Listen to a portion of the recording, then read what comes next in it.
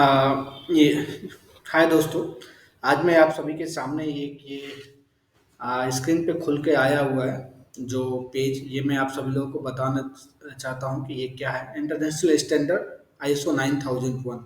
ये जो आप लोग को दिख रहा है, ये क्वालिटी मैनेजमेंट सिस्टम। ये क्वालिटी मैनेजमेंट सिस्टम है क्या, इसके विषय में हम आज डिस्कस करेंगे कि ये क्वालिटी मैनेजमेंट सिस्टम क्या है और इसका प्रोस्पेक्ट क्या है।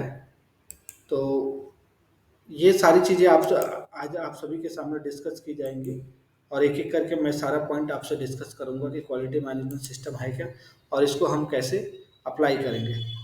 तो और इसका बेनिफिट क्या क्या होगा। तो सबसे पहले टेबल ऑफ कंटेंट ये जो दिया गया है, इसमें क्लॉज जो होते हैं वो फर्स्ट जो है स्कोप होता है, नॉर्मेटिव रेफरेंस होता है, टर्म्स एंड कंडीशन होता है। स्कोप इन द सेंस क्या है कि क्वालिटी मैनेजमेंट सिस्टम कहाँ का अप्लाई हो सकता है, इसका स्कोप क्या है। नॉर्मेटिव रेफरेंस ये होता है कि उसका रेफरेंशियल कंडीशन क्या है।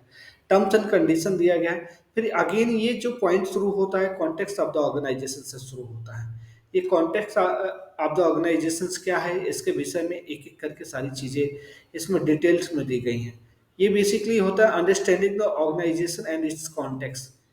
आप जिस भी ऑर्गेनाइजेशंस में ये अप्लाई कर रहे हो तो उसका मेन मकसद ये होता है कि ऑर्गेनाइजेशन की अंडरस्टैंडिंग होनी चाहिए कि ऑर्गेनाइजेशन कैसा है, उसका कल्चर कैसा है, ऑर्गेनाइजेशन का जो सिनेरियो है वो कैसा है, वहाँ का क्वालिटी कैसा है, प्रोडक्शन कैसा है, वहाँ का जो बिल्डिंग स्ट्रक्चर कैसा है, वहाँ का जो मैनेजमेंट है वो कैसा है, वो सारी चीज़ें इसमें दी जाती है। Understanding needs and expectation of interested party.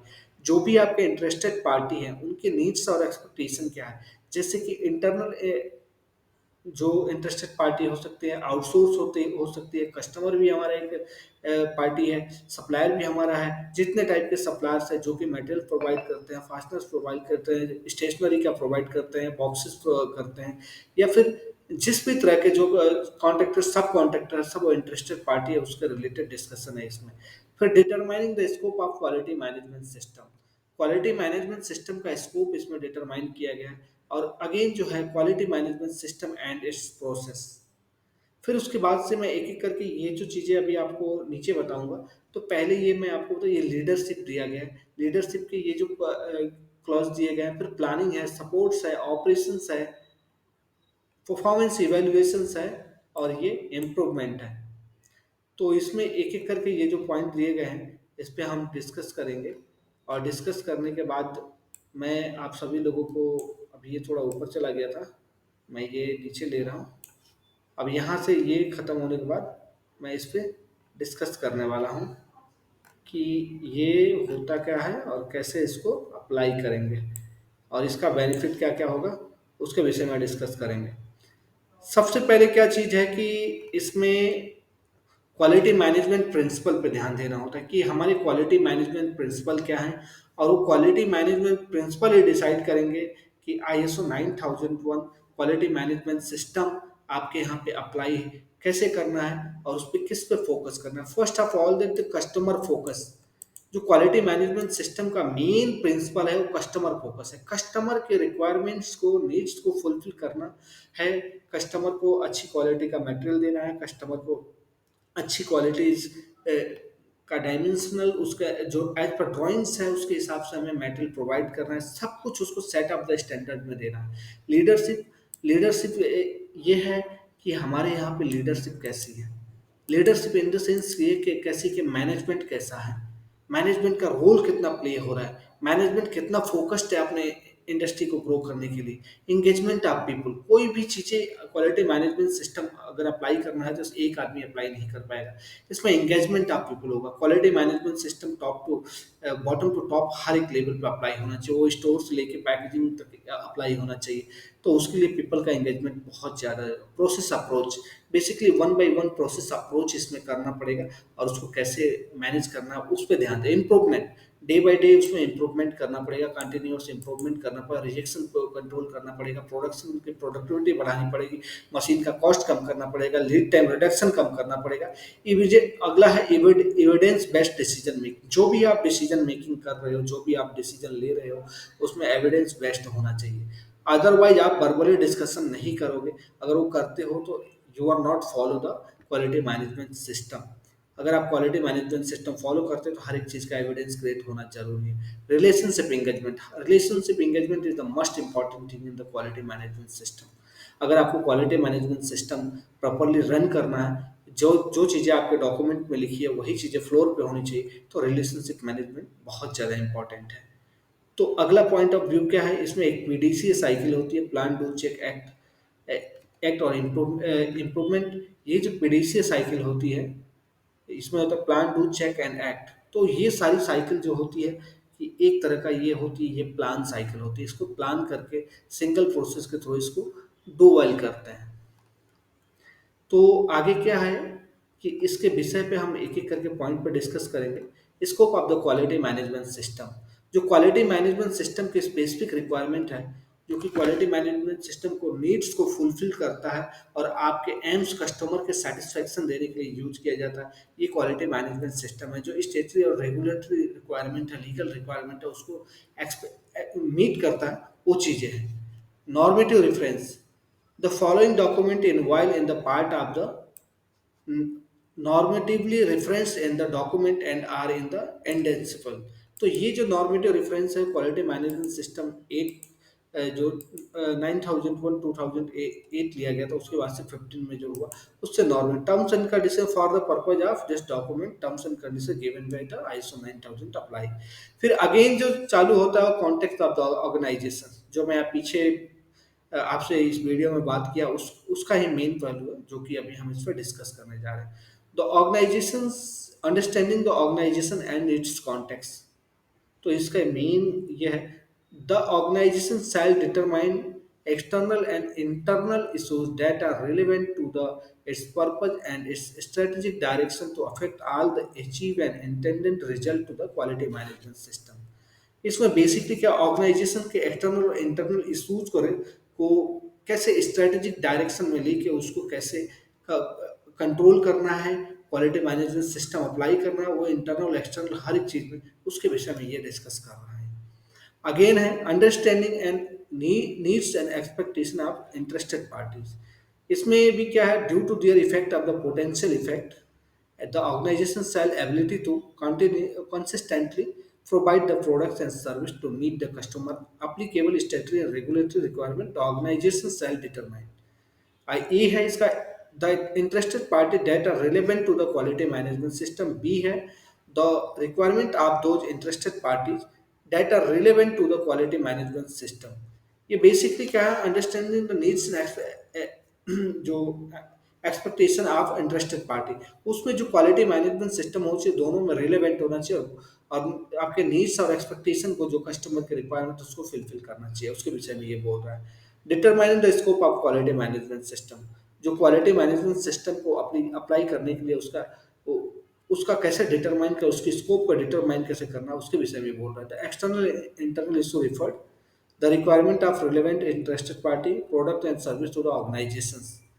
फिर अगला है quality management system and its process. जो क्वालिटी मैनेजमेंट सिस्टम का जो सिस्टम है और इसका जो प्रोसेस है वो फुली अप्लीकेबल होना चाहिए। जो डॉक्यूमेंट में लिखा है वो धरातल पर अप्लीकेबल होना चाहिए। हमें रिक्वायरमेंट अगर स्टोर में जो डॉक्यूमेंट बनाने के उसमें क्लॉज नंबर, उसमें जो आपका डॉक्यूमेंट नंबर, सारी चीज़ें प्रोसेसिवली फॉलो होना चाहिए। जो भी आप डेटा लिखोगे वो फेक डेटा नहीं, इंक्लूडिंग कंप्लीट डेटा लिखोगे। रिपोर्ट्स जो बनाओगे वो प्रॉपर रिपोर्ट बनाओगे। तो वो सारी चीज़ें अप्लीकेबल इसमें होनी चाहिए। अगर ये सारी चीज़ें अप्लीकेबल होती हैं तो आप quality management system proper apply कर रहे हो। फिर अगेन जो आता है पांचवा क्लॉज, जो लीडरशिप आता है, लीडरशिप एंड कमिटमेंट। तो लीडरशिप क्या बोलता है कि इसमें top management shall demonstrate leadership and commitment with respect to the quality management system by taking accountability and effectiveness of the quality management system. B बोलता है ensuring that the quality policy quality objective establish to the quality management system. C बोलता है ensuring the integration of quality management system requirement into the organization's business process. Again D बोलता है promoting the use of process approach and risk based thinking. ऐसे ये सारी चीजें basically है। ये बोलता है जो आपका क्वालिटी पॉलिसी और क्वालिटी ऑब्जेक्टिव है वो डिफाइंड होना चाहिए। स्ट्रेटेजिक डायरेक्शन में सारी चीजें ये इनपुट इसमें दी गई होनी चाहिए, इम्प्रूवमेंट होना चाहिए वो कम्युनिकेटिंग होना चाहिए, हर एक व्यक्ति से उसके विषय में डिस्कस किया जाना चाहिए, वो हर जगह पे डिस्प्ले होना चाहिए। ये एक लीडरशिप कमिटमेंट की जनरल रिक्वायरमेंट है। फिर यहाँ पे कस्टमर फोकस आ जाता है। Top management shall demonstrate leadership and commitment with respect to the customer focus, ensuring that customer and applicable statutory and regulatory requirements are determined, understood, and consistently met. इसमें basically क्या है कि जो customer की statutory और regulatory requirement है वो सारी चीज़ें इसमें कंसिस्टेंटली मीट होनी चाहिए। जो चीज़ें इस डॉक्यूमेंट में जो स्टैंडर्ड में दी गई है, जो आप पॉलिसी प्रोसीजर बनाओ, वो चीज़ें उस पर अप्लीकेबल भी होना चाहिए। Risk and opportunity can affect the conformity to the product and service, and the ability to the enhance the customer satisfaction are determined and addressed। जो कस्टमर की क्या प्रोडक्ट आप दे रहे हो उसमें रिस्क एंड अपॉर्चुनिटीज कैसे आइडेंटिफाई करोगे, उससे कैसे कंफर्म करके उसको मिनिमाइज करके अच्छी क्वालिटी का प्रोडक्ट दोगे, उसके विषय में ये बोल रहा है। फिर यहाँ पे पॉलिसीज दिया है, जो भी आपको क्वालिटी मैनेजमेंट सिस्टम की पॉलिसीज डिफाइन करनी है, वो पॉलिसीज डिफाइन करना पड़ेगा कि आपका आपका विजन क्या है, आपका मिशन क्या है, आपका गोल क्या है। वो सारी चीज़ें as a quality management system उसमें पॉलिसीज डिफाइन करनी पड़ेगी। क्वालिटी पॉलिसीज जो है वो कम्युनिकेटिंग होनी चाहिए, वो हर चीज़ पे अप्रोप्रिएटली रिलेवेंट होना चाहिए और पार्टी के साथ मीट करना चाहिए। ऑर्गेनाइजेशन रोल्स एंड रिस्पॉन्सिबिलिटी, इसमें ये सबसे बड़ी चीज़ है कि कोई भी अगर क्वालिटी मैनेजमेंट सिस्टम आप अप्लाई कर रहे हो तो ऑर्गेनाइजेशन को रोल्स एंड रिस्पॉन्सिबिलिटी डिफाइन करनी पड़ेगी, तब जाके ये पूरी तरीके से कंपाइल हो पाएगी और रन कर पाएगी। जैसे क्वालिटी मैनेजर है, उसके नीचे senior quality engineer, assistant quality manager होगा, फिर सीनियर क्वालिटी इंजीनियर होगा, फिर उसके नीचे जूनियर्स होंगे, सबका अलग अलग रोल्स डिफाइन होगा। वैसे प्रोडक्शन हेड के नीचे अलग अलग डिपार्टमेंट वाइड एचओडी होंगे। ये सारी चीज़ें ऑर्गेनाइजेशनल रोल्स एंड रिस्पॉन्सिबिलिटी के थ्रू डिफाइन करनी पड़ेगी। Action to address risk and opportunity, आपको रिस्क एंड अपॉर्चुनिटी एनालिसिस करना पड़ेगा कि किसी भी प्रोडक्ट में कितना, या फिर कोई भी आप सिस्टम अप्लाई कर रहे हैं, वहाँ पे कोई भी प्रोसेस अप्लाई कर रहे हो प्रोडक्ट में, तो कितना रिस्क है और उसमें अपॉर्चुनिटीज क्या है।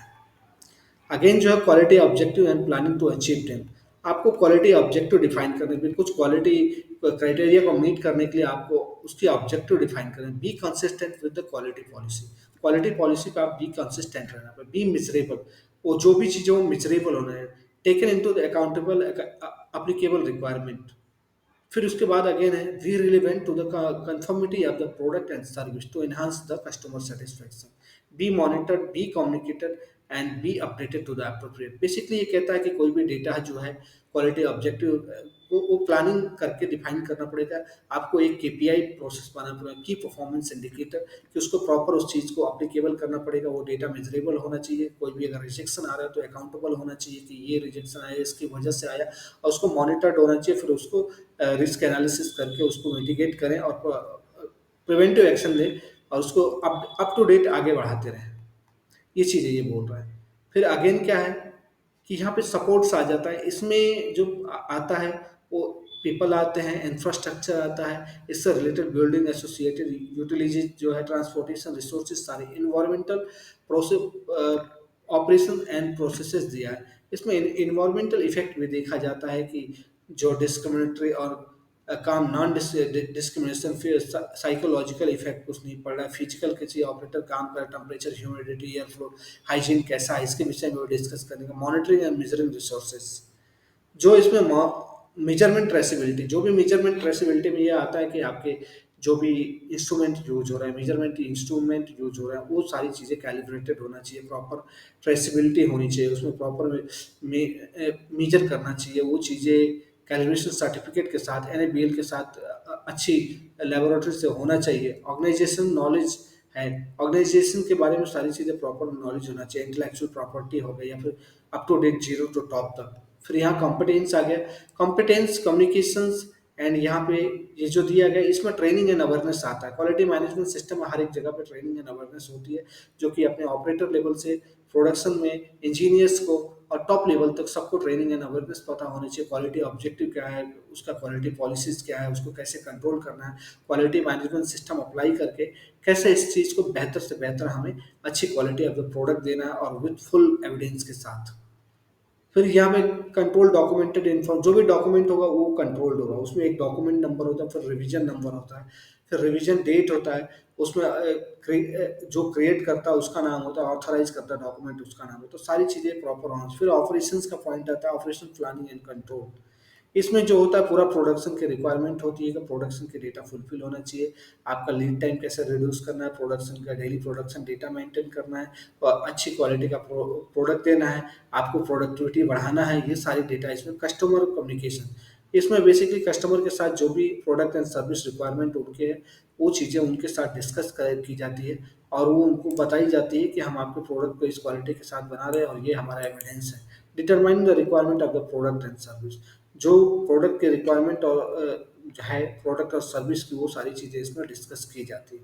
Review the of the requirement for product and service, जो प्रोडक्ट की रिक्वायरमेंट है उस चीज़ को रिव्यू करना है, प्रोडक्शन एंड सर्विस को बार बार के उसमें और इन्हांसमेंट कैसे कर सकते हैं, ये इसमें बता रहे हैं। फिर यहाँ पे आते हैं कि आप डिजाइनिंग एंड डेवलपमेंट से रिलेटेड चीज़ें हैं, कि इसमें डिजाइन एंड डेवलपमेंट प्लानिंग कैसे करनी है, उसमें प्लानिंग में कैसे लेना है आपको। सबसे पहले प्रोडक्ट को लेना है, उसका डिज़ाइन क्रिएट करना है, उसके ऊपर डीएफए करना है, डीएफए करने के बाद डिज़ाइन एंड डेवलपमेंट इनपुट उसमें डालना पड़ेगा, कि क्या क्या इनपुट उसमें है, क्या क्या डेवलपमेंट करना है, डिज़ाइन एंड डेवलपमेंट कंट्रोल कैसे करना है, कि उसको प्रॉपर कंट्रोल कैसे करना है, कोई भी प्रॉब्लम्स ना आए, अच्छी क्वालिटी की ड्राइंग बने, और अब वो प्रॉपर प्रोडक्ट पे applicable. Design and development output देखना है, डिज़ाइन एंड डेवलपमेंट चेंजेस करना है, control of externally provided process product and service, ये सारी चीज़ें control of externally provide process and service, जो भी आप सप्लायर से मटेरियल ले रहे हो उसको प्रॉपर कंट्रोल कैसे करना है उसके विषय में ये डिस्कस कर रहा है।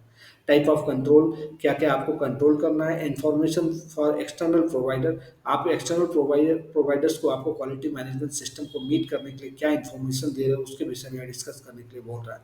Production and service provision, control of production and service provision, जो सर्विस प्रोविजन है प्रोडक्शन का उसको कैसे कंट्रोल करना है उसके विषय में डिस्कस। आइडेंटिफिकेशन एंड ट्रेसेबिलिटी, जो भी आपका मटेरियल बन रहा है, जो भी आपका सप्लायर एंड से मटेरियल है आपका स्टोर में है, उस पर आइडेंटिफिकेशन एंड ट्रेसेबिलिटी होनी जरूरी है, कि ये मटेरियल पर क्यूसी पास है और इस डेट को ये हुआ है, ये मटेरियल का ग्रेड है, मटेरियल का नेम है, और इसकी साइज है, इसकी क्वांटिटी ये इन प्रोसेस में है, रिजेक्ट है, या फिर ये चीज़ें फिनिश गुड में, ये जीरो टू टॉप जो स्टोर से लेके पैकेजिंग तक सारी चीज़ें इसमें आ जाती हैं।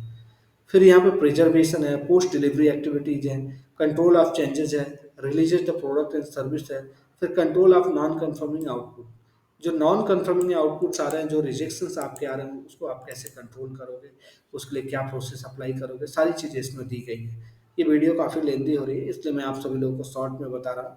फिर यहाँ परफॉर्मेंस एवेल्यूएशन का monitoring, measuring, analysis and evaluation, जो भी है प्रोडक्ट उसका जो भी प्रोसेस आप करें उसका मॉनिटरिंग करना है, मेजरमेंट करना है, एनालिसिस और इवेल्युएशन करना है। उसके लिए आपको एनालिसिस एंड इवेल्युएशन में कुछ चीज़ें दी गई, conformity of product service, the degree of customer satisfaction, the performance of effectiveness of the quality management system, ये प्लानिंग हैज बीन इम्प्लीमेंटेड। तो ये इंटरनल ऑडिट, अगेन क्या दिया है इसमें, इंटरनल ऑडिट करना है। इंटरनल ऑडिट आप 6 मंथ, 3 मंथ, या 3 मंथ जो क्वार्टरली बोलते हैं, हाफ एन ईयर, 6 मंथ पे आप कर सकते हो।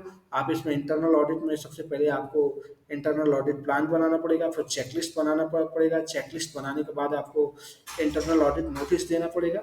इंटरनल ऑडिट नोटिस देने के बाद आप उसको आगे इंटरनल ऑडिट करोगे। इंटरनल ऑडिट करने के बाद से आप उसका जो रिपोर्ट तैयार करोगे, कापा रिपोर्ट तैयार करोगे, वो जो डिपार्टमेंट के साथ शेयर करना पड़ेगा। डिपार्टमेंट के साथ शेयर करने के बाद उनसे वो कापा रिपोर्ट भरवाना पड़ेगा। देन उसके बाद आप उस पे एनालिसिस करोगे कि कब उसको क्लोज करना है, मैनेजमेंट रिव्यू इनपुट लोगे, फिर मैनेजमेंट रिव्यू मीटिंग लेके उसका आउटपुट देना पड़ेगा, देन उस कापा को क्लोज करना पड़ेगा। इम्प्रूवमेंट पॉइंट आ जाता है इसमें, फिर इसके बाद non conformity and corrective action लेना पड़ेगा। ये सारी चीज़ें जो है इंटरनल ऑडिट के अंदर आ जाती हैं। ये हमारा क्वालिटी मैनेजमेंट सिस्टम का मेन